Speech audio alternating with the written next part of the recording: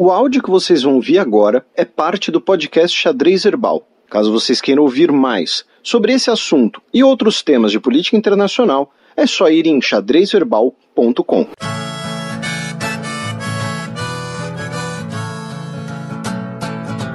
Coluna aberta. Bem, vamos com algumas notícias aqui do Extremo Oriente. A primeira é pertinente à guerra comercial entre Estados Unidos e China. Uma matéria de ontem do New York Times. Ontem, para você que estiver ouvindo o programa na sexta-feira, matéria do dia 25, dizendo que pessoas da comunidade de inteligência dos Estados Unidos estão mostrando preocupações com o fato do Donald Trump usar muito os seus celulares pessoais. O que acontece? Ele tem 3 celulares, 3 iPhones, tá? 2 deles são oficiais. O que eu quero dizer com isso? São alterados pela NSA, pela Agência de Segurança Nacional, e não possuem câmera, não possuem microfone, não possuem GPS, não se conectam em redes móveis, apenas redes Wi-Fi seguras. E um deles é para aplicativos, também conhecido como Twitter, e o outro deles é para telefonemas. E ele, a cada 30 dias, deveria trocar esses 2 telefones oficiais por aparelhos novos. Porém, ele não costuma fazê-lo, dizendo que é inconveniente, que é um saco, enfim. E nesse processo de trocar por telefones novos, né, não tem nenhum backup. Já que qualquer software espião, qualquer coisa que tenha sido colocada no celular, seria transferida para o celular novo. Né? Então, essa é a primeira coisa. Ele tem 2 celulares oficiais que ele não gosta de trocar, contrariando as orientações de segurança. A questão, além disso, tem o terceiro telefone que eu mencionei. Por quê? Esse terceiro telefone, ele é um celular pessoal dele, que não foi alterado pela NSA. É um iPhone padrão, tá? Igual. É um iPhone de loja. E que ele teria mantido, ele pôde manter com a justificativa de usá-lo como agenda. Né? Porque os celulares alterados pela NSA não têm agenda também. Né? Para impedir que roubem os contatos dele e tudo mais. Enfim. Aí ele foi lá, disse: eu sou presidente, eu que mando no negócio, quero ficar com o celular porque tem agenda e tudo mais. Só que ele frequentemente usa esse celular para fazer ligações, especialmente ligações para amigos, para pessoas próximas, colegas, enfim. E isso é um problema, por vários motivos. O primeiro deles que ele usa esse celular para fazer ligações porque essas ligações ficam fora do alcance da administração, então elas não são transcritas para serem preservadas no registro da presidência. E, por quê? Porque ele quer falar de outros assuntos e também porque ele tem aquela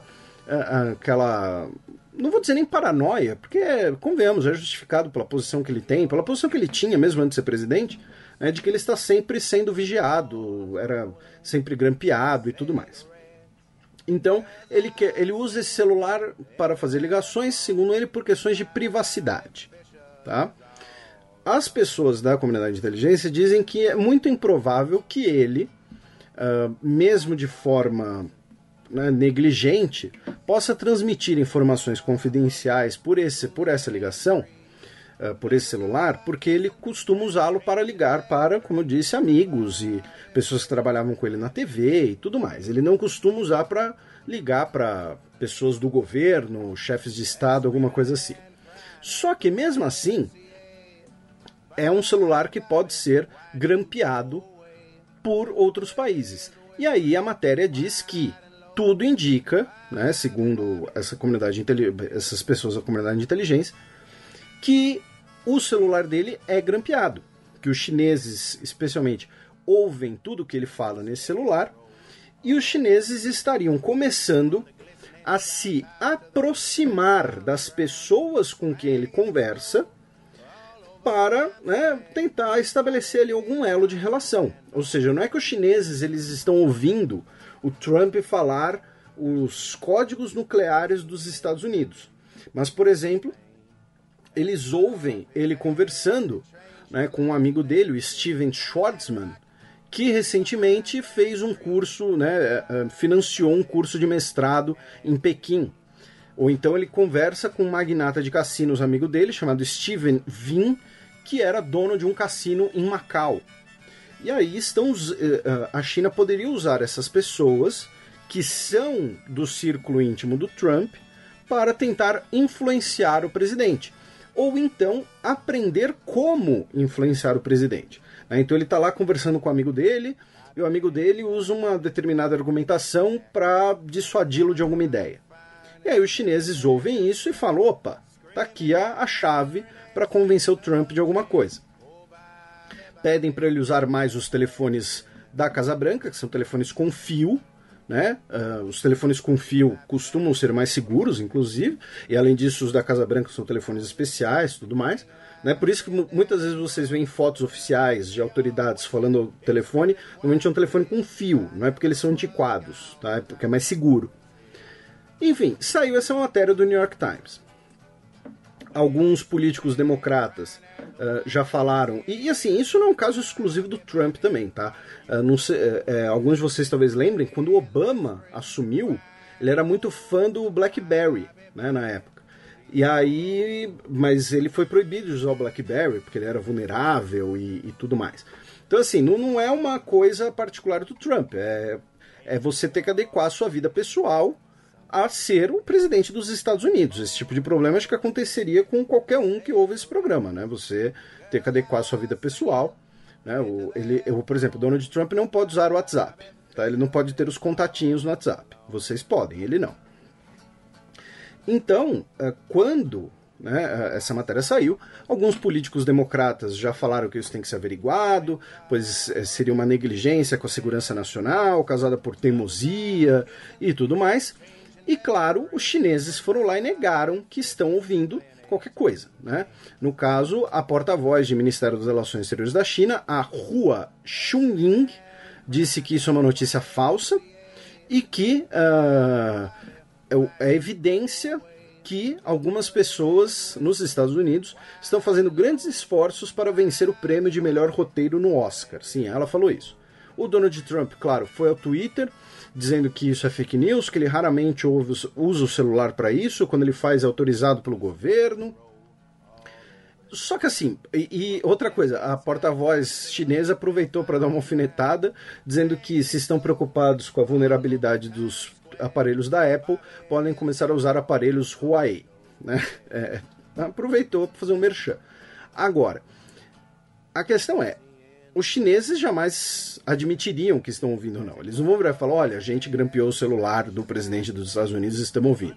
Por outro lado, é absolutamente compreensível que eles queiram ouvir, assim como os Estados Unidos recentemente, né, nós tivemos lá o escândalo em que os Estados Unidos tinham grampeado o celular da Angela Merkel e o celular da Dilma Rousseff, né, então o chanceler da Alemanha, então o presidente do Brasil. Então,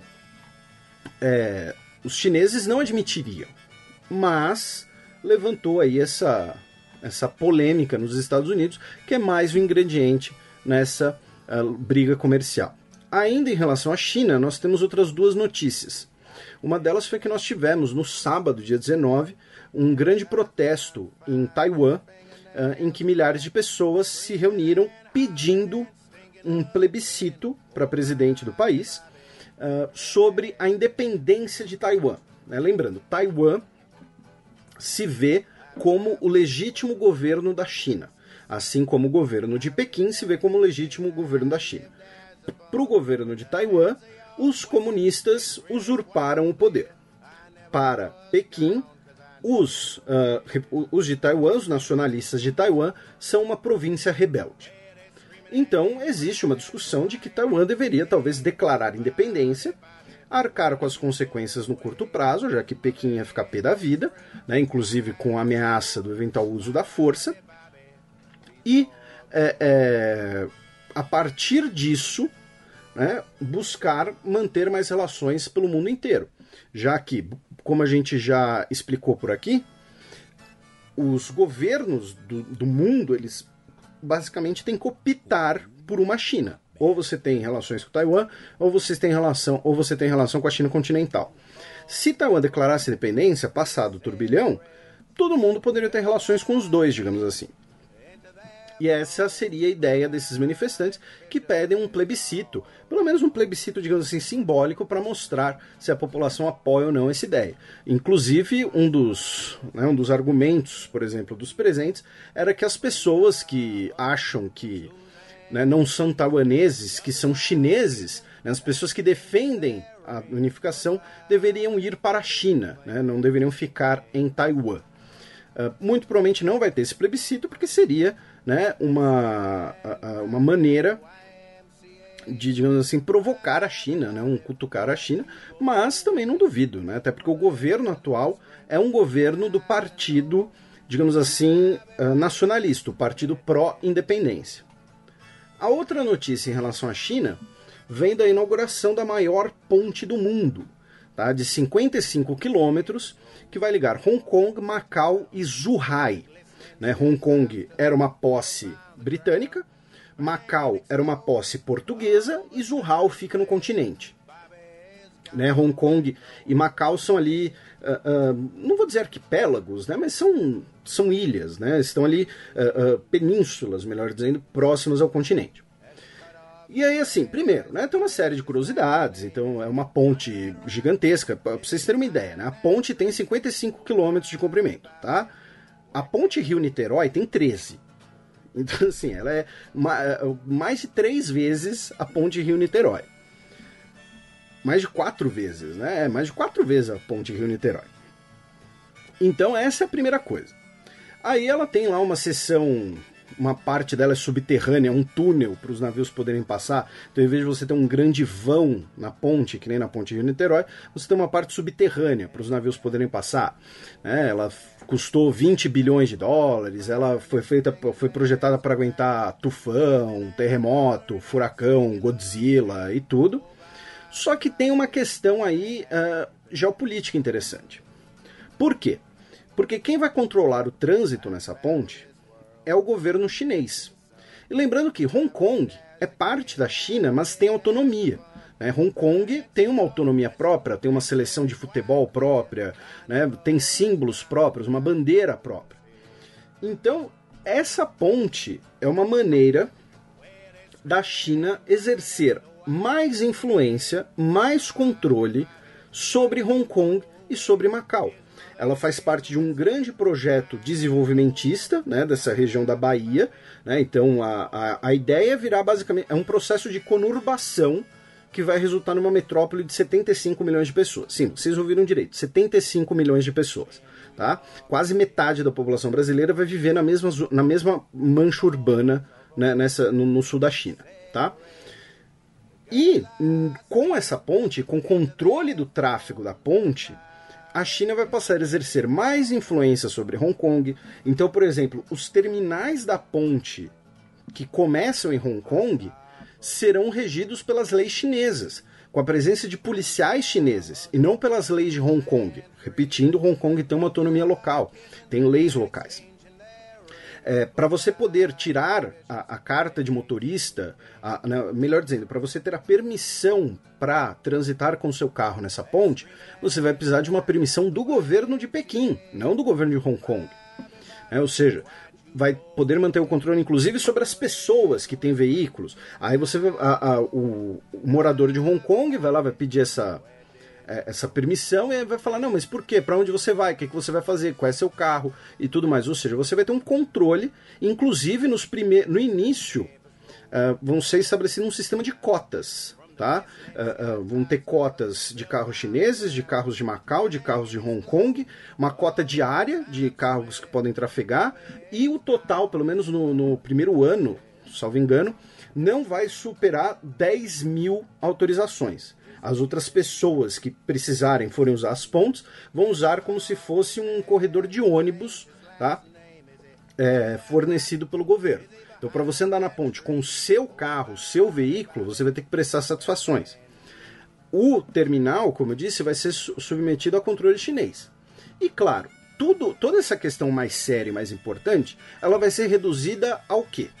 A parte curiosa, digamos assim, a parte que pode render meme ou batidas de trânsito. Por quê? Porque em Hong Kong, como é uma posse britânica, a mão é esquerda, e no resto da China é mão direita. Né? Não, contrário, né? Desculpa. Como, né, a mão britânica e a mão brasileira, digamos assim. Então, vai ter uma zona de transição, digamos assim, para o veículo sair de Hong Kong, entrar na ponte na mão certa e vice-versa. Mas, repito, tem uma questão política importante aqui, que essa ponte é basicamente uma forma da China dizer, olha, Hong Kong é nossa, tá? A gente está investindo na região, embora boa parte dos gastos sejam de Hong Kong, e a gente vai impor as nossas regras a Hong Kong, inclusive agora de regras de entra e sai, dependendo do modo de transporte. Isso é o mais importante de ficar de olho. Depois, indo para a Península Coreana, nós teremos nessa sexta uma reunião entre 2 generais, um do norte e outro do sul, uma reunião que foi anunciada na segunda-feira, dia 22, porém ela teria sido acordada em setembro, né, durante a última cúpula norte e sul, para iniciar o contato militar entre as duas repúblicas coreanas, visando diminuir a quantidade de minas na região da fronteira, em diminuir a tensão na região da fronteira e também nas buscas pelos restos mortais de soldados coreanos ainda, os restos mortais ainda não localizados. Então teremos essa reunião de alto nível hoje.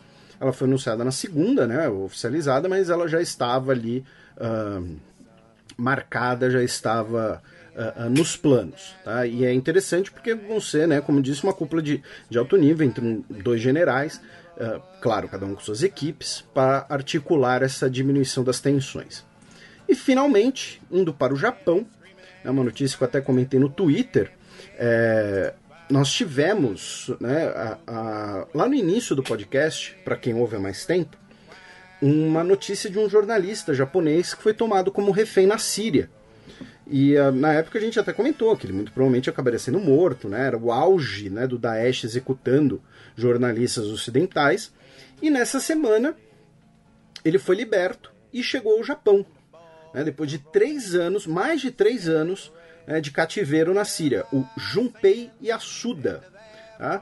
Ele foi solto na Turquia, chegou ao aeroporto de Tóquio, ele estava sendo esperado pelos seus pais, pela sua esposa, e olha só, cara, ele disse, o seu primeiro comunicado foi dizer que ele vai dar uma entrevista ainda, que ele viveu um inferno fisicamente, mentalmente, que ele, né, não sabe direito o que vai acontecer agora, da maneira que ele vai ter que se comportar, e ele pedia desculpas por ter sido fonte de tanta preocupação.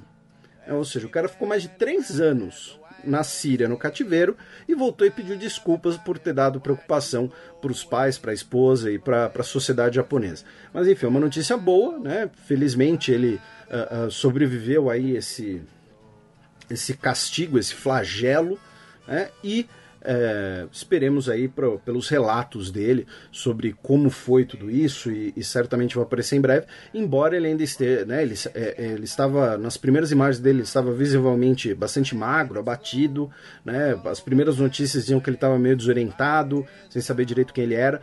No próprio comunicado de quando ele chegou no Japão, ele disse: há 40 meses não falo japonês, as palavras não me vêm facilmente à mente. Ou seja, o cara meio que até esqueceu o próprio idioma, né? Ele estava, mas disseram que no início ele estava bem mais desorientado, mas felizmente essa história teve aí um final, não vou dizer um final feliz, porque o cara passou mais de 3 anos sequestrado, né? Mas um final satisfatório.